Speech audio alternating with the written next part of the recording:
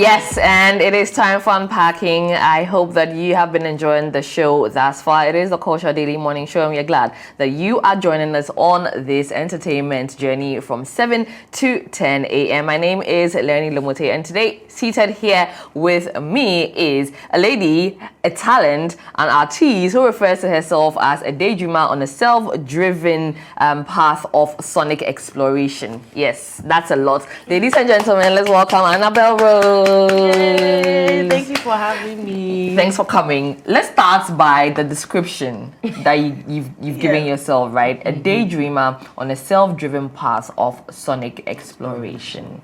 Let's get into it. I actually forgot I wrote.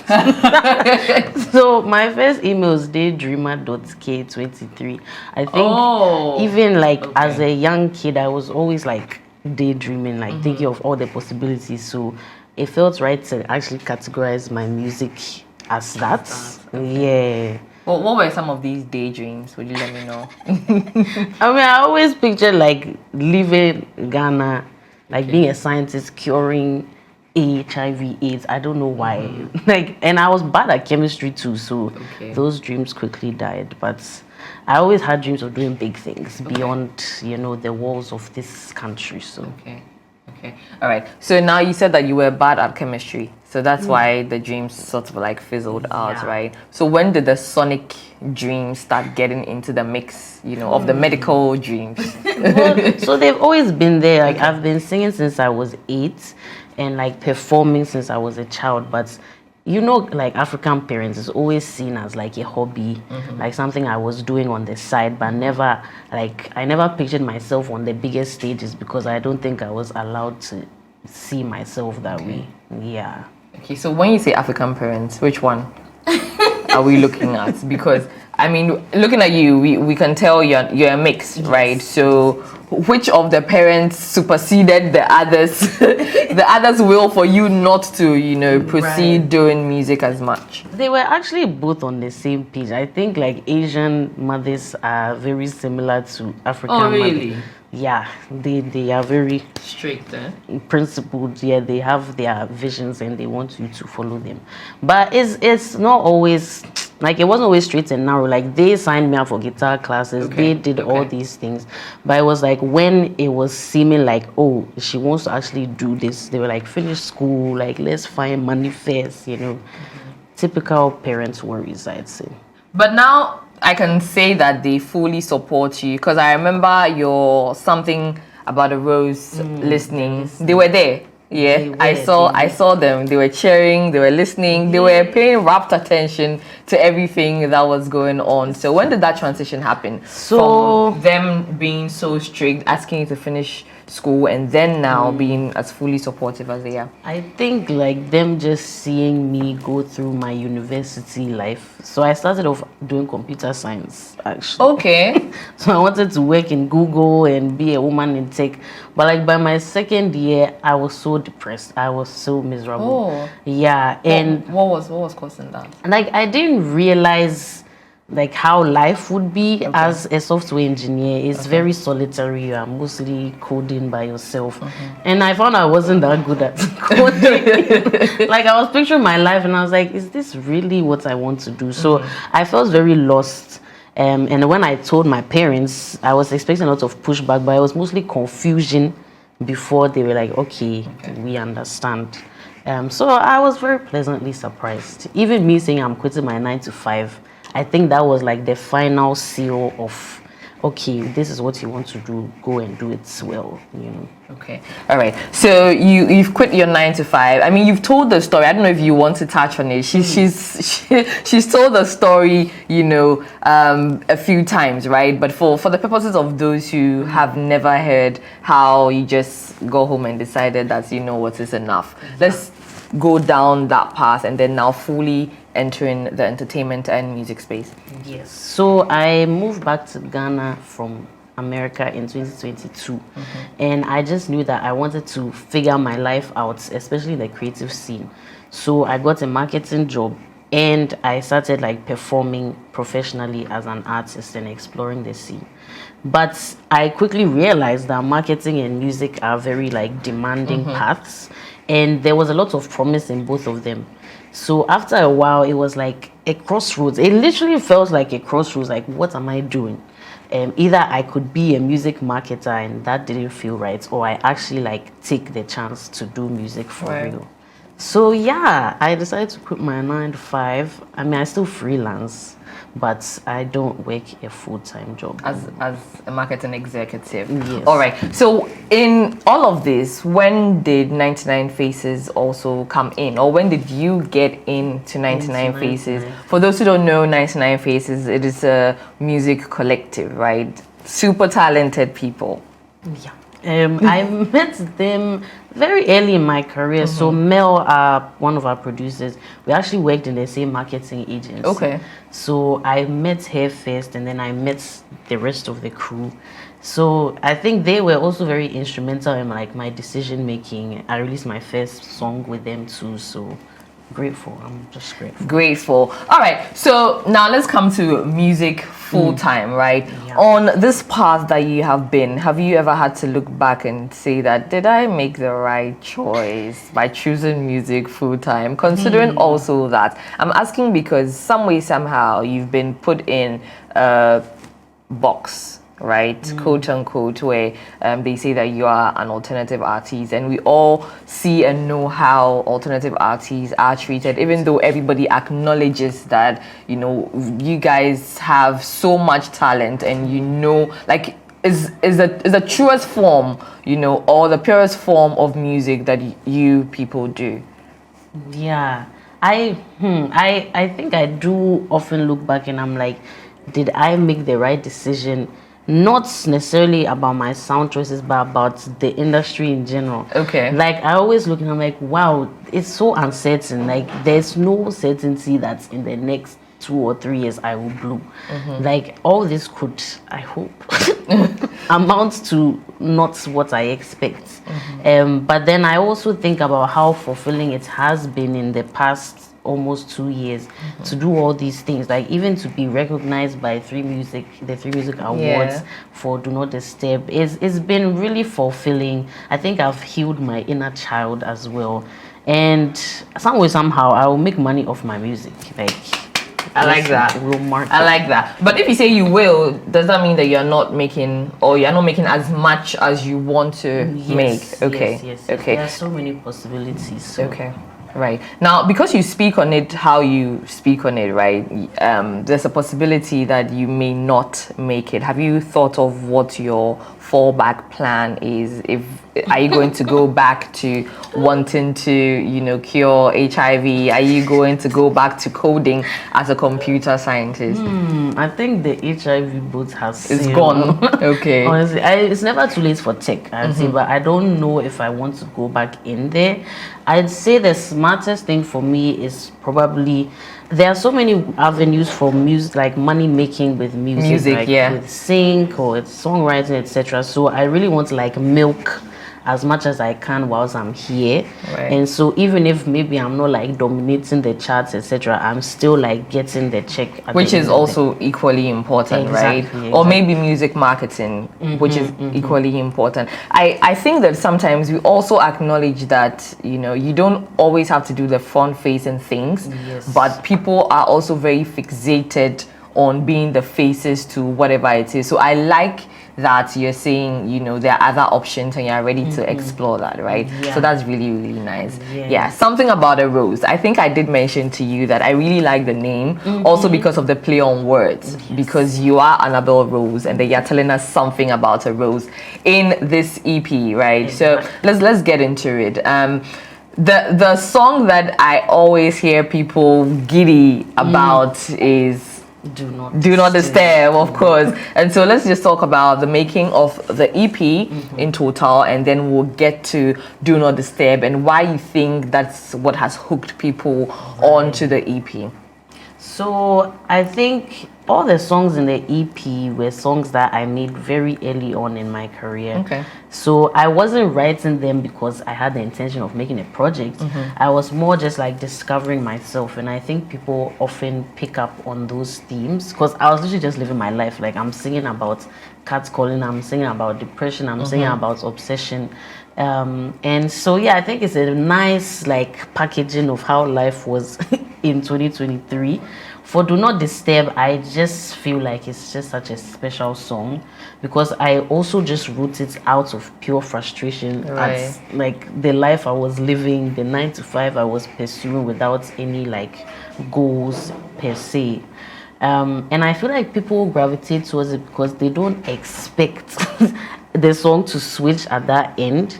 And so I actually enjoyed seeing people's live reactions as well. It's like, where did this come from? Yeah. And it never gets old, at least for me. Like I hear it and I'm still jamming. Yeah. So Or maybe because they didn't see an Anabel Rose doing such a song, like a danceable, giddy song. True. But you also have Too Friendly on that EP, right? There's something about a Rose EP.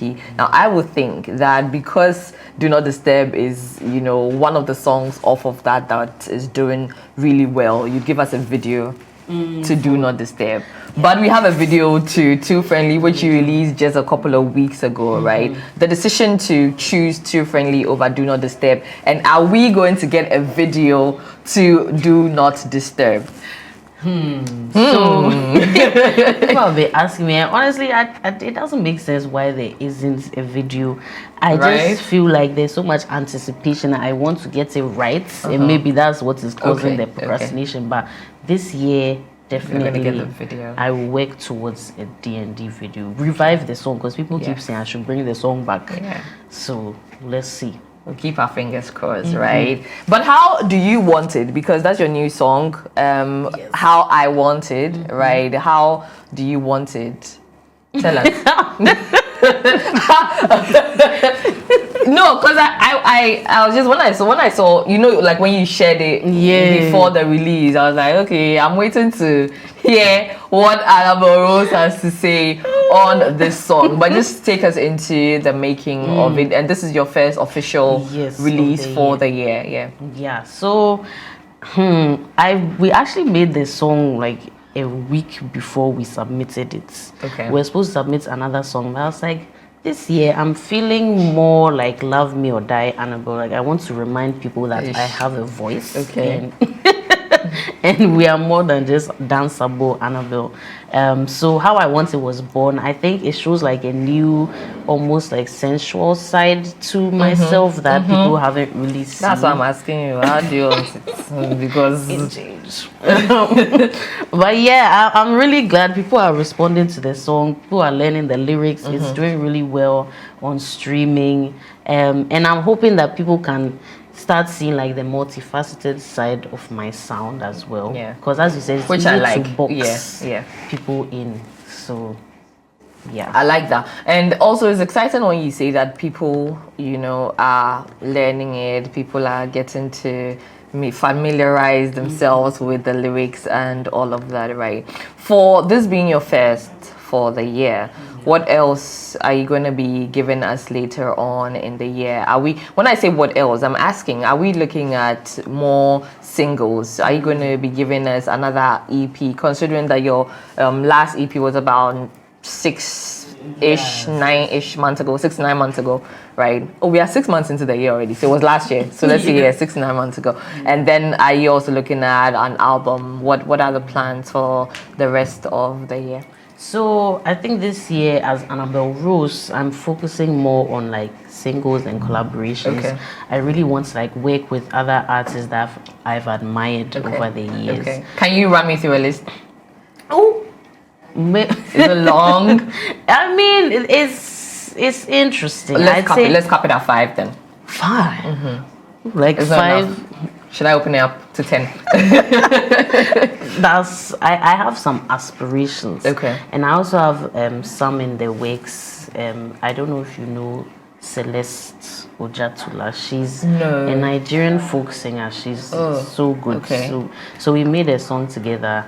and I'm really excited about it as well. I'm really targeting like artists that we are growing together. Right. Okay. So, yeah. Okay. But for the collective 99 Phases, we have been doing a crazy run. I don't know if you've been seeing almost every month we are dropping a single because I've seen a few. Yeah, we are working towards a project towards the end of the year. Okay. So stay tuned.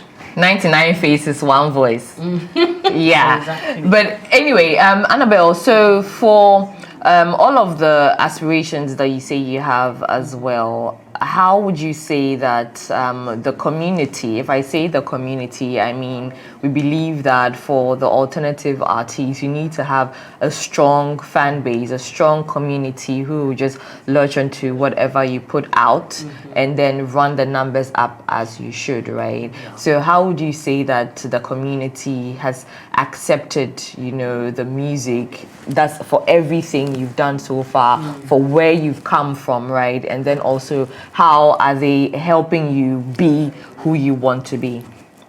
I'd say it's been a bit overwhelming.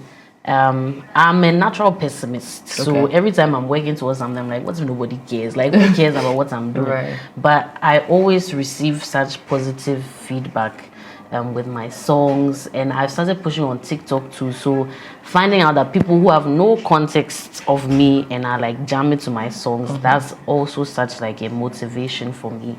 And people honestly have helped me in ways that they can't really imagine. Like, I wouldn't be here without the people that are just there because they want to help you. Like, music is not an immediately rewarding journey. Right. So the fact that there are people that are like, okay, I'll help you. Like, we don't know where this is going, but let's do it together. It's been so great. So once again, I'm just grateful. Yeah. Grateful. All right. Now, you mentioned that you wanted to do a lot more collaborations this year. You recently performed at Ria Boss's open mic, right? That is also part of community building and growth. Okay. Yes. So take us through that as well. Being that you said you were a pessimist, do you always have cold feet before you know, perform whatsoever? What are your performance rituals like? Because I think that when you do take over the mic, we don't see that pessimist. Yeah, people often say it's like a different person that's taking over.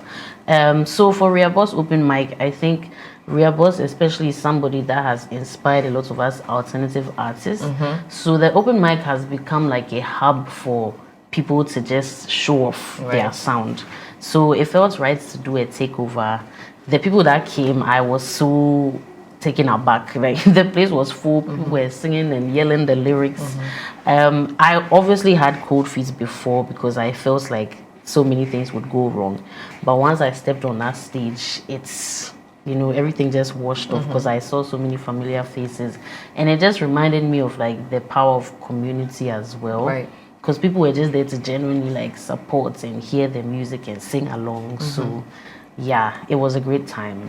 I think that, Anabel, you don't realize that you're doing something right. I'm only saying it to say that during your EP listening, that was just a listening. Did you see the crowd at the listening? Yes. So that means that you are doing something right. So I want you to also uphold yourself as that. Do you understand? Because there's no need to doubt yourself, right? Because so far you've given us, you know, really good stuff, right? So we're just going to keep our fingers crossed and for the big break, right? Right. But what would that big break mean to you? I mean, to some people it will be climbing the world's biggest stage. For some people it will be receiving the world's most acclaimed award. For some people it will be having the biggest streaming song. For you, what would it be? I think as someone that's very performance based, success for me would be building a fan base so strong that I'd be able to like tour different continents and countries. Like, that's the dream right now. Okay. All right. How have you tapped into your Asian side as well when it comes to the fan base and then also growing that part? I'm asking because you say you want to tour, you know, different parts of the world, right? Yeah. So it's been interesting figuring that out because obviously I have my mother on the Philippine side and I always like, mommy, help me like figure out press and stuff on that end. So slow but steady. I think the most I've gotten is support from the Spotify end. Okay. So playlisting in the Asian playlists and stuff. So I'm trying to see how I can capitalize on that, especially on TikTok. They are all over there. Because I also think that they as much are also as African, like you said, right? They support their own so much. Yes, very intentional about it. Also because you don't find a lot of them, you know, in these spaces, right? So when they find their own, they are able to jump on and fully support, you know. So that's why I'm asking. So it's good to know that you've already started work, because if you are able to dominate the Ghanaian and the African side and then the Filipino and Asian side, I mean, you're on to greatness, right? Greater than you already are. So I also noticed, like, in my back end, Tokyo is on there. Yeah. Whoop, whoop, whoop. Yeah. Fingers crossed. Fingers crossed. Fingers crossed. All right, Anabel. I mean, again, go ace it and go be the superstar that you are. Right? Don't let anyone dim your light, ladies and gentlemen. And this is how we are going to wrap the conversation with Anabel Rose. It is going to be on our socials and our YouTube. For those who missed it, you can't just catch it, especially on our YouTube 3 Music Networks. All right.